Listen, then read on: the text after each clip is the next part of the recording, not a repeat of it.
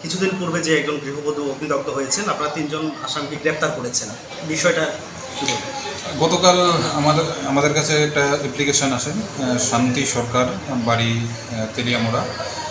উনি একটা অ্যাপ্লিকেশন করেন ওনার মেয়ের শ্বশুরবাড়ির লোক, শ্বশুর শাশুড়ি মিলে, জামাই মিলে হত্যা করেছেন। ওই কমপ্লেনের বেসিসে আমাদের এখানে একটা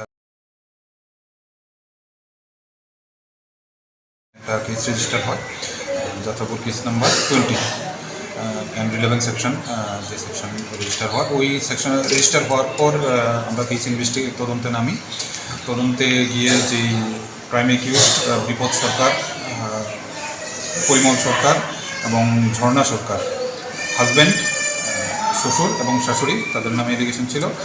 ইনভেস্টিগেশনের তদন্তে তাদের এলিগেশন পাওয়া গেছে।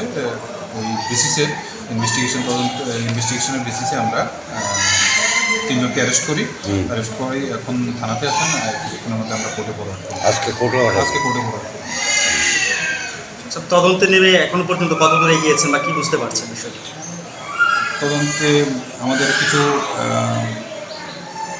তদন্তের কিছু লিডিং টু ডিসকভারি আছে, যেগুলো ইনভেস্টিগেশন খাতিরে আমরা সবগুলো ডিসকাস করতে পারবো না।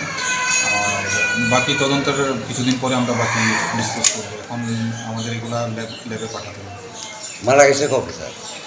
মারা গেছেন 11 তারিখ রাত্র 9টায়।